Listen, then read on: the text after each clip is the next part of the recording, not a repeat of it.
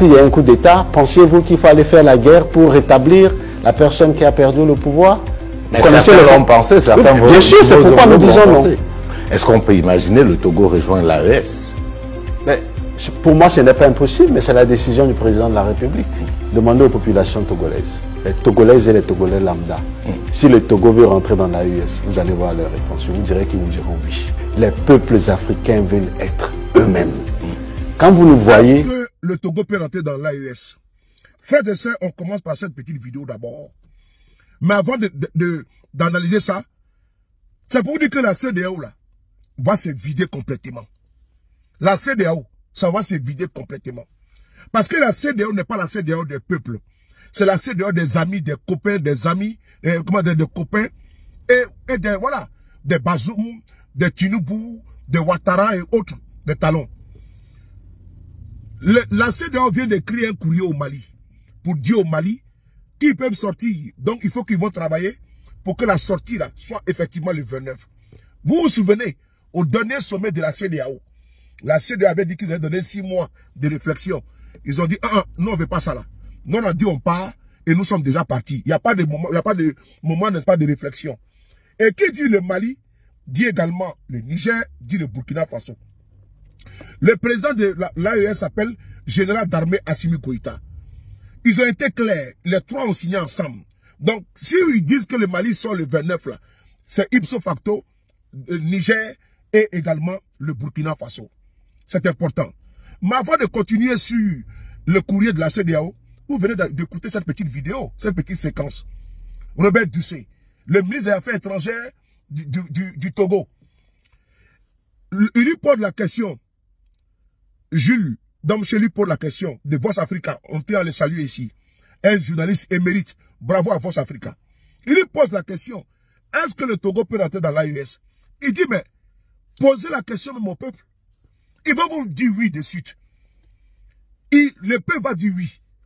Parce que la CEDEAO, elle est déjà morte, finie, cadavrée. La CEDEAO, c'était la CEDEAO des peuples, autant de Modibo Keïta et autres. Mais cette fois-ci, là, la CEDEAO est devenue la CEDEAO des 4e, des 5e, des 20e, des 10e. La CEDEAO, des gens qui vont tripartir la Constitution. Et puis, la CEDEAO, des gens qui vont envoyer des bataillons pour aller déloger, comment on dirait, parler déloger, parce qu'il y a eu un coup d'État au Niger. Référence à Alassane Ouattara et également à Patrice Talon. Voici des individus, dans leur pays, ils sont des autocrates finis. Mais eux, ils veulent faire servir leur démocratie aux autres et faire la leçon aux autres. Ça, c'était pour la petite séquence concernant cette révélation, qui n'est même pas une révélation, puisque que ce soit les Togolais, les Ivoiriens, les Guinéens, partout, tout le monde en a marre de la CEDEAO. Elle a été incapable de résoudre des problèmes, comment dirais-je, importants. Elle a été incapable d'être auprès des peuples. Cette CEDEAO vassalisée, cette CEDEAO corrompue, elle a été vraiment incapable d'être celle-là même qui peut porter les voix des peuples. Nous l'avons vu. Quand au Sénégal, Macky Sall et ses nervis massacraient le peuple, cette CEDEAO était aux abonnés absents. Elle avait complètement disparu. On la cherchait partout, on ne la trouvait pas. Alors, la CEDEAO encore, la même, elle a écrit un courrier au Mali pour dire au Mali, il faut qu'ils vont travailler ensemble pour la sortie officielle du Mali de la CEDEAO. On va lire le courrier ensemble, qui a été envoyé par la CEDEAO. Faites de partager la vidéo, c'est important. On va lire ensemble, vous et moi. Il dit ceci. CEDEAO, son Excellence Monsieur Aboulaye Diop, Excellence Monsieur le ministre et cher frère, en référence à la note verbale en date du 29 janvier 2024 que le ministre des Affaires étrangères de la République du Mali a adressé à la commission de la CEDEAO concernant la décision des autorités maliennes de retirer la République du Mali de la communauté économique des États de l'Afrique de l'Ouest, en abrégé CEDEAO, j'ai l'honneur de vous informer de ce qui suit.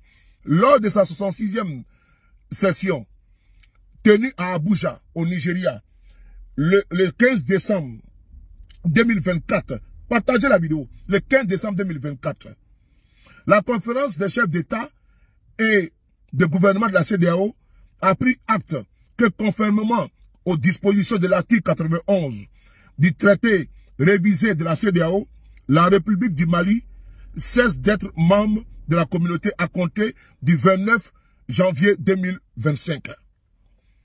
Au vu de ce qui précède, je voulais proposer une réunion de nos équipes techniques en vue d'initier les discussions nécessaires. La date de cette réunion pourra être convenue après concertation. Voici le courrier de la CEDEAO au Mali.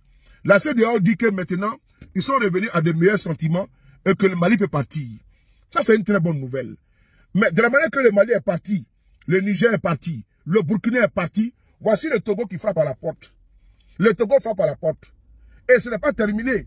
Voici la Côte d'Ivoire bientôt sera dans l'AES. Sans oublier la Guinée, sans oublier le Tchad.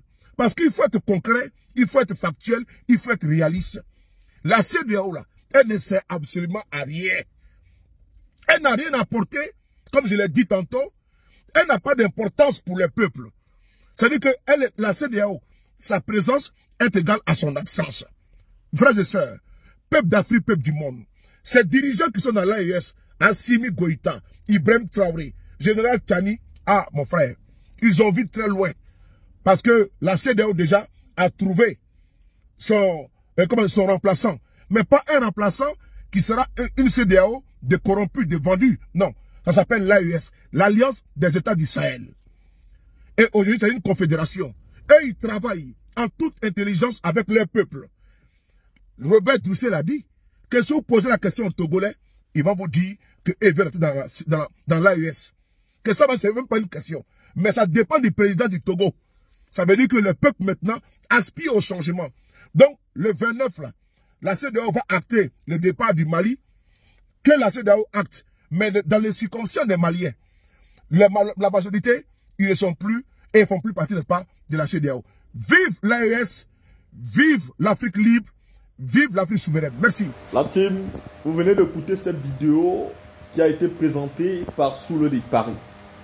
Le Togo est en train de nous annoncer son envie déjà d'entrer dans l'AES. Je l'avais dit ici. L'AES va s'agrandir, l'AES peut s'agrandir. Car aujourd'hui, la CEDEAO est totalement disloquée. Ce n'est plus la même chose et beaucoup de populations sont en train de demander à leurs dirigeants de faire la politique autrement.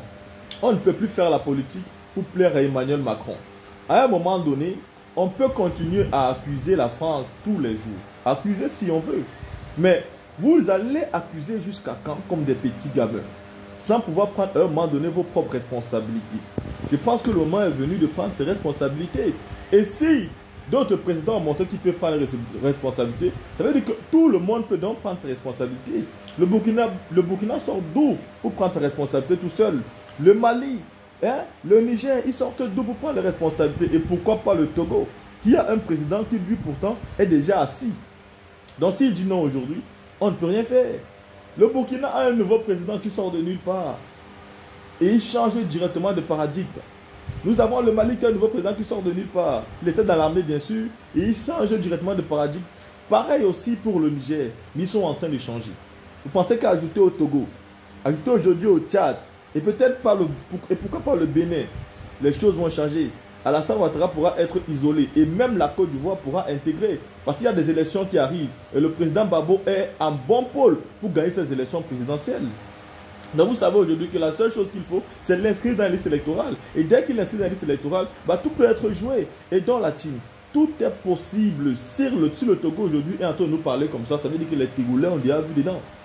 Demandez aux populations, pas seulement du Togo, partez au Tchad, partez au Sénégal, partez en Côte d'Ivoire, partez au Cameroun, partez au Congo. Demandez à tous les peuples s'ils veulent intégrer l'AES. Ils vous diront oui, tous les peuples veulent aujourd'hui intégrer l'AES. Parce que l'AES, c'est une nouvelle vision. L'AES, ce sont de nouvelles règles.